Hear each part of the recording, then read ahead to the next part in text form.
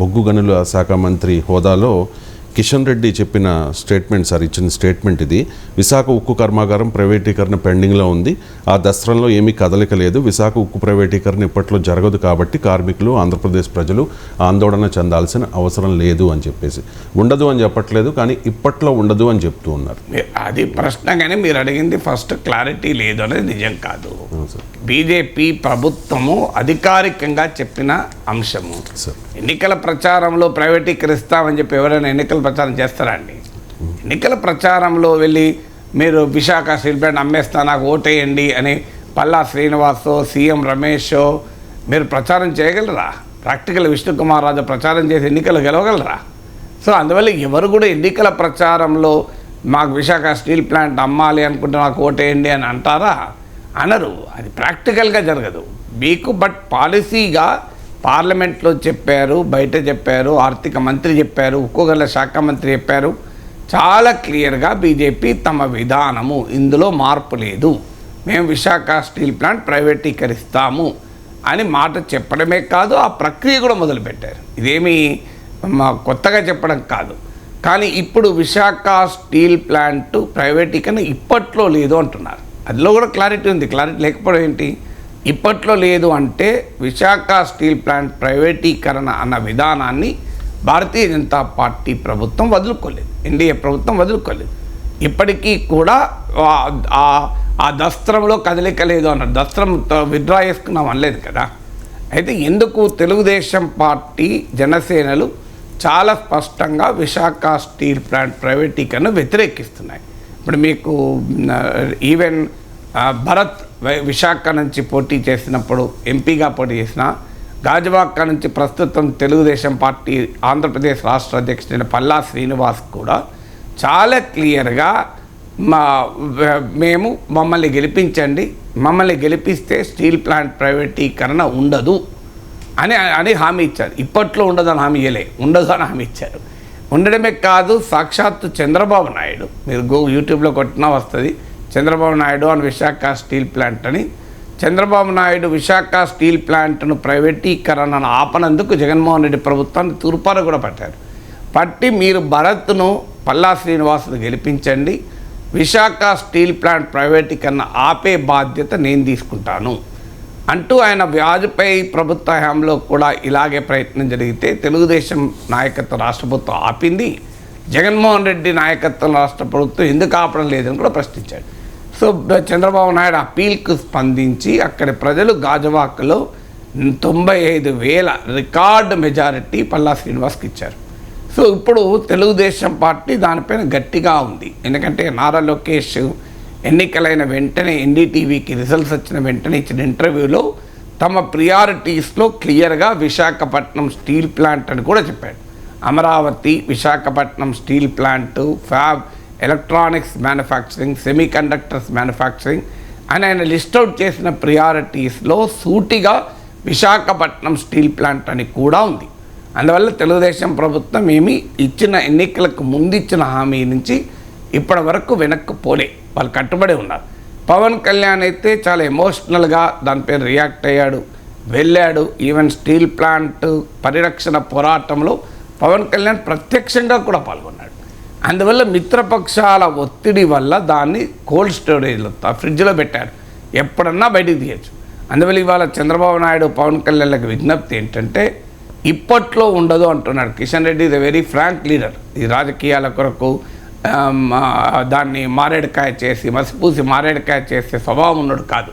So అందువల్ల ఆయన నిజాయితీగా చెప్తున్నాడు, ఇప్పట్లో ఉండదు. అందువల్ల కిషన్ రెడ్డి చేతిలో కూడా లేదది. సో అందువల్ల అది కేంద్ర ప్రభుత్వ విధానము, దేశమంతటా అనుసరిస్తున్న విధానం స్టీల్ ప్లాంట్ల అమ్మకాలను. బీజేపీ రాష్ట్ర అధ్యక్షుడిగా సోమవీర్రాజు ఓపెన్గా చెప్పాడు, ఇది దేశమంతటా స్టీల్ ప్లాంట్ల ప్రైవేటీకరణ మా విధానం, ఇది విశాఖ స్టీల్ ప్లాంట్ కోసం కాదు అని. అందువల్ల ఇప్పట్లో ఉండదు అన్నారు కనుక తక్షణం ఆంధ్రప్రదేశ్ అసెంబ్లీలో తీర్మానం చేయాలి, విశాఖ స్టీల్ ప్లాంట్ ప్రైవేటీకరణ ఆపుతామని. చంద్రబాబు నాయుడు అఖిలపక్షాన్ని తీసుకొని ఢిల్లీకి వెళ్ళాలి. లేదు ఎన్డీఏ మీటింగ్లోనైనా విశాఖ స్టీల్ ప్లాంట్ను ప్రైవేటీకరిస్తే అంగీకరించమని సూటిగా చెప్పాలి. ఎందుకంటే చంద్రబాబు నాయుడు స్టేట్మెంట్ కూడా ఉంది, ఇది స్టీల్ ప్లాంట్ కాదు, ఇది సెంటిమెంటు తెలుగు ప్రజలకు అన్నాడు. సో అందువల్ల ఇంత సెంటిమెంటల్ అంశమైన స్టీల్ ప్లాంటు ఇప్పట్లో లేదు, దస్త్రం కదలిక లేదు అంటే కత్తి ఇక్కడ పెట్టి ఇప్పట్లో మెడకు తాకదు అని ఇక్కడ దాకా వచ్చింది కత్తి. ఆ కత్తిని చూసుకుంటూ బతకాలి. ఇప్పట్లో ఈ కత్తి నీ మెడకు తాకదు అంటే ఎప్పుడు తాకుతో తెలియదు నాకు. సక్కువని ఎప్పుడో తాకింది అనుకోండి, మెడ ఎగిరిపోతుంది. సో ఆ పరిస్థితులు విశాఖ స్టీల్ ప్లాంట్ వచ్చారు. ఇప్పట్లో లేక ఏం చేస్తున్నారంటే ఒక కుక్కను చంపాలన్నప్పుడు దానికి పిచ్చి కుక్క అని ముద్రేయాలి. ఒక స్టీల్ ప్లాంట్ను అమ్మేయాలి అంటే అది నష్టాల్లో ఉంది, అది వయబుల్ కాదు అని ఒక ముద్ర వేయాలి. అందుకొరకు స్టీల్ ప్లాంట్ను అనేక రకాలుగా నేచురల్ డెత్, సహజ స్వచ్ఛంద మరణం వైపుగా తీసుకెళ్లాలని ఒక పెద్ద ప్రయత్నం, కుట్ర జరుగుతుంది. మీకు ఒకటే ఉదాహరణ చెప్తాను. సో విశాఖ స్టీల్ ప్లాంట్లో కీలకమైన థర్మల్ పవర్ ప్లాంట్ ఉంది. 540 మెగావాట్ల థర్మల్ పవర్ ప్లాంట్ ఉంది. సో ఈ 540 మెగావాట్ల కెపాసిటీ ఉంది. సారీ, ఇందులో థర్మల్ పవర్ 400 అబౌవ్ ఉంటుంది అనుకుంటా. సో ఇతర సోలార్ ఎనర్జీ ఉంది, నీడో పవర్ అని ఉంది, అంటే వేస్ట్ గ్యాసెస్ నుంచి పవర్ను ప్రొడ్యూస్ చేసే జపనీస్ టెక్నాలజీతో ఉండే నీడో పవర్ ఉంది. కానీ ఉదాహరణకు 540 మెగావాట్ల విద్యుత్ సామర్థ్యం ఉంటే అందులో గణనీయమైంది thermal power. Thermal power plant, steel plant తన సొంత అవసరాలకు విద్యుత్ ఉత్పత్తి చేస్తూ రాష్ట్ర ప్రభుత్వ గ్రిడ్కు సరఫరా చేసేది. అలాంటిది ఇవాళ తన అవసరాలకు కావలసిన విద్యుత్ ఉత్పత్తి కూడా చేయలేక ప్రభుత్వం నుంచి విద్యుత్ కొనుగోలు చేయాల్సిన భారం అవుతుంది. అట్లా ప్రతి ఏటా ప్రతి నెల సుమారు 90 కోట్ల మేరకు విద్యుత్తు పైనే స్టీల్ ప్లాంట్ పెడుతుంది. ఎందుకు కారణం ఏంటంటే ఆ విద్యుత్ ప్లాంట్లు 540 మెగావాట్ల విద్యుత్ సామర్థ్యం ఉంటే ఇవాళ 200-250 మెగావాట్లు మించి ఉత్పత్తి కావడం లేదు. కారణం ఏంటంటే బొగ్గు సప్లై లేదు. బొగ్గు ఎవరిది? బొగ్గు ఇలా కోల్ ఇండియా దగ్గర బొగ్గు ఉంది, కేంద్ర ప్రభుత్వం దగ్గర ఉంది. బొగ్గు గనులు వేలం వేసుకుంటున్నారు, బొగ్గు గనుల ప్రైవేటీకరిస్తున్నారు. కానీ విశాఖ స్టీల్ ప్లాంట్కు అవసరమైన బొగ్గు గనులు లేదు. ప్రైవేట్ స్టీల్ ప్లాంట్లకేమో క్యాప్టివ్ బొగ్గు గనులు ఇస్తున్నారు, క్యాప్టివ్ ఇనుప ఖనిజం గనులు ఇస్తున్నారు. ప్రభుత్వ రంగ సంస్థ అంటే స్టీల్ ప్లాంటు ప్రభుత్వాన్ని, అందులో గనులు కోల్ శాఖ ప్రభుత్వాన్ని, కానీ మైన్స్ శాఖ ప్రభుత్వాన్ని. సో అందులో తెలుగువారే కోల్కు, మైన్స్కు, స్టీల్కు తెలుగు వాళ్ళ మంత్రులుగా ఉన్నారు. అయినా వాళ్ళ విశాఖ స్టీల్ ప్లాంట్కి ఇవ్వడం లేదు. దానివల్ల ఇవాళ రా మెటీరియల్ లేక స్టీల్ ప్లాంట్ విద్యుత్ ఉత్పత్తి అవసరాలకు తగ్గట్టు చేయలేక ప్రతి నెల 90 కోట్ల రూపాయల విద్యుత్ వ్యయం కడుతున్నారు. ఒక్కసారి బొగ్గు కనుక సప్లై చేస్తే 50 కోట్లు ప్రతి నెల ఆదా అవుతుంది. అంటే సంవత్సరానికి ఒక 600 కోట్లు మిగులుతుంది. మరి దీనికి ఎందుకు బొగ్గు సప్లై చేయరు? ప్రైవేట్ వాళ్ళ సప్లై చేస్తారు. ఒకవేళ బొగ్గు కేటాయించినా రైల్వే రేకులు లేవంటున్నారు, రైల్వే వ్యాగన్లు లేవంటున్నారు. సో రైల్వే వ్యాగన్లు లేక సప్లై చేయడం లేదు. విశాఖ రైల్వే జోనం ఇప్పటికీ దిక్కులేదు. అందువల్ల స్టీల్ ప్లాంట్ను ఇప్పుడు ఒక్క ఉదాహరణ చెప్పాను నేను, బొగ్గుది. అలాగే ఇనుప ఖనిజం మనం చాలాసార్లు మాట్లాడుకున్నాం. క్యాప్టివ్ ఐరన్ ఓర్ మైన్ లేదు ఇప్పటికీ కూడా. క్యాప్టివ్ ఐరన్ ఓర్ మైన్ లేక స్టీల్ ప్లాంటు ఒక క్యాప్టివ్ ఐరన్ ఓర్ మైన్ ఉన్నదానికి, క్యాప్టివ్ ఐరన్ ఓర్ మైన్ అంటే సొంత ఇనుప ఖనిజం గనులు. మీరు మిట్టళ్లకు, టాటాలకేమో సొంత ఇనుప ఖనిజం గనులు ఇస్తారు. సో విశాఖ స్టీల్ ప్లాంట్కేమో సొంత ఇనుప ఖనిజం గనులు ఇవ్వరు.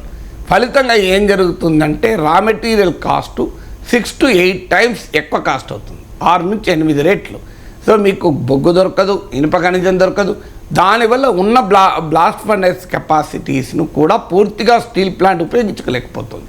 సమస్య ఏంది? ఇప్పుడు నీకు 3 బ్లాస్ట్ ఫర్నెస్లు ఉన్నాయి, నువ్వు ఒకటే వాడావు, 2 వాడావు అనుకోండి, మ్యాన్ పవర్ అదే, సేమ్ మ్యాన్ పవర్, వాళ్ళకి జీతాలు అంతే. కానీ ఇప్పుడు ఇక్కడ స్టూడియో ఉంది, ఇక్కడ మీరు యాంకర్ ఉన్నారు, కెమెరామెన్లు ఉన్నారు, ఒక గంటే ప్రోగ్రామ్ పెట్టారనుకోండి, లాస్ కారా? సో దీన్ని ఒక 12 గంటలు వాడితేనే ఈ ఎయిర్ కండిషనింగ్, ఈ స్టూడియో ఏర్పాట్లు, మనుషులకు సాలరీస్ వర్కౌట్ అవుతాయి. లేదు నేను ఒక 1 hour ప్రోగ్రామ్ నడిపి స్టూడియో తాళం వేస్తా అంటే వయబుల్ అవుతుందా? ఇప్పుడు స్టీల్ ప్లాంట్ కూడా వయబిలిటీ లేకుండా చేస్తున్నారు. ఇవన్నీ ఎందుకు చేస్తున్నారు అంటే ఈ రకంగా స్టీల్ ప్లాంట్ నష్టాల్లోకి తోసేసి, నష్టాలు వస్తున్నాయి కనుక మేము అమ్ముతున్నాం, నష్టాలు వచ్చే దాన్ని ప్రభుత్వం ఎందుకు భరించాలి అని జయప్రకాష్ నారాయణ లాంటి మేధావులు కూడా ప్రశ్నిస్తారు. ఎవరైనా ప్రశ్నిస్తారు నష్టాలకని. కానీ ఈ నష్టాలకి ఎవరు బాధ్యులు, ఎందుకు బాధ్యులు? నిజంగా ప్రభుత్వం ఇచ్చింది ఎంత? విశాఖ స్టీల్ ప్లాంట్ కేంద్ర ప్రభుత్వం 5,000 కోట్లు మించి ఇవ్వలే. జేపీ గారితో ఒక డిస్కషన్లో నేను వాదించాను. మీరు చెప్పండి నాకు, 25 ఏళ్ళుగా స్టీల్ ప్లాంట్ పైన కేంద్రం ఇచ్చిన 1 నయా పైసలు లేదు కదా, 30 ఏళ్ళుగా లేదు కదా. మరి కేంద్రానికి ఇది ఎలా భారం అవుతుంది? భారం అవుతుంది కనుక ప్రైవేటీకరించాలంటారు. భారం అవుతుందా? ఎన్నిక జయప్రకాష్ నారాయణ గురించి ప్రస్తావిస్తున్నా అంటే ఆయన ఇప్పుడు ఎన్డీఏకి మద్దతు ఇచ్చారు ఇటీవల ఎన్నికల్లో కూడా. సో అందువల్ల రేపు ఇన్ఫ్లుయెన్స్ చేయొచ్చు పాలసీస్ కనుక చెప్తున్నాను. బహిరంగ చర్చకి ఇవాళ ఎవరు సిద్ధము? స్టీల్ ప్లాంట్ ప్రైవేటీకరణ ఎందుకు చేస్తున్నట్లు క్లియర్గా నిర్మలా సీతారామన్ పార్లమెంట్లో చెప్పారు. లాభ నష్టాలతో సంబంధమే లేదన్నారు. నష్టపడుతున్న ప్రైవేటీకరిస్తాం అంటలేదు, లాభం వచ్చినా ప్రైవేటీకరిస్తాం అంటున్నారు. సో ఒక్కొక్క యూనిట్ అమ్మడానికి పెట్టారు. ఆల్రెడీ రాయబరేలీలో రైల్వే వీల్స్ తయారు చేసే ప్లాంట్ ఉంది.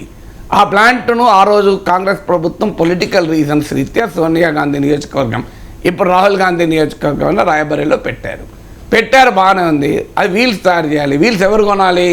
రైల్వేలు ఆర్డర్లు ఇవ్వకుండా రైల్వే వ్యాగన్లకు వీల్స్ బయట ప్రైవేట్లు కొంటారా? మీరు నేను ఒక వీల్ కొనుక్కొచ్చుకుంటామా? బోగీలకు వ్యాగన్లకు వీల్స్ మనం కొనుక్కొచ్చుకుంటామా? సో భారతదేశంలో రైల్వేలు తప్ప, ప్రభుత్వ రంగంలో ఇండియన్ రైల్వేస్ తప్ప వేరే ప్రైవేట్ కంపెనీకి అవకాశమే లేదు రైలు నడవటానికి. అంటే ద ఓన్లీ రైల్వేస్ ఇన్స్టిట్యూషన్ ప్రభుత్వ రంగంలో ఉన్న రైల్వే మంత్రిత్వ శాఖ కింద ఉన్న రైల్వేలు. వీళ్ళు కనుక వ్యాగన్లో ఆర్డర్ ఇవ్వకపోతే వ్యాగన్లు ఉత్పత్తి చేసి ఏం చేసుకుంటుంది Visakha steel plant subsidiary unit? ఏమవుతుంది? దానివల్ల అది ఇబ్బంది పడుతుంది. ఒకవైపు ఏమో ప్రభుత్వ రంగ సంస్థ Rashtriya Ispat Nigam limited, Visakha steel plant commercial name. So RINLకు సంబంధించినటువంటి రాయబరేలీ వీల్ ప్లాంట్ ఉండగా చైనా నుంచి మీరు వీల్స్ దిగుమతి చేసుకుంటారు. సో దీనివల్ల ఏం జరుగుతుంది?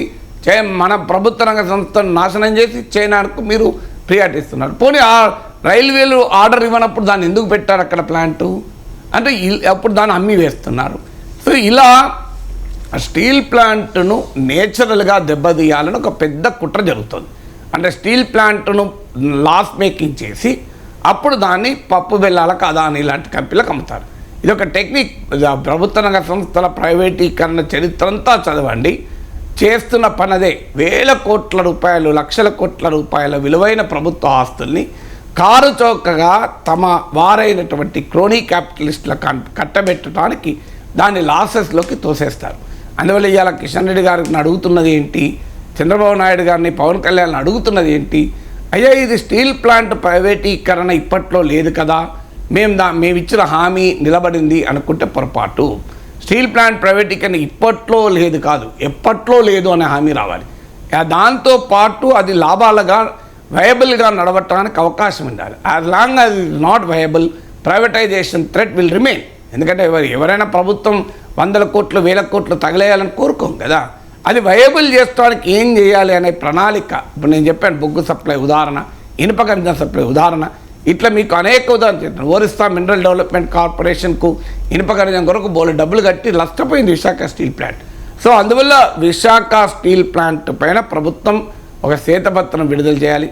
దాని మీద బహిరంగ చర్చకు రావాలి. మాలాంటి వాళ్ళం కూడా పాల్గొంటాం.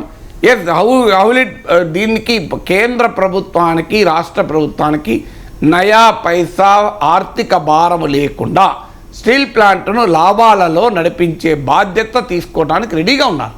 సో దీన్ని ఎందుకు నడపలేకపోతున్నారు? అది చేయకుండా మీరు దాన్ని సహజ మరణం వైపుగా తోసేసి రేపది నష్టాల్లో ఉన్నదని చెప్పి కారు చౌకగా వేల లక్షల కోట్ల ఆస్తులు, భూములే 2 లక్షల కోట్ల పైన ఉంటుంది ఆస్తి, దాన్ని కారు చౌకగా మీరే ప్రైవేట్ కంపెనీకి అంటపెట్టే కుట్ర జరుగుతుంది. అందువల్ల ఇప్పట్లో లేదు అనే దాన్ని అంగీకరించే ప్రసక్తే లేదు. స్టీల్ ప్లాంట్ను వయబుల్గా, సక్సెస్ఫుల్గా నడిపించడం వల్ల మాత్రమే ఈ ప్రైవేటీకరణ ప్రమాదాన్ని ఎదుర్కోగలం.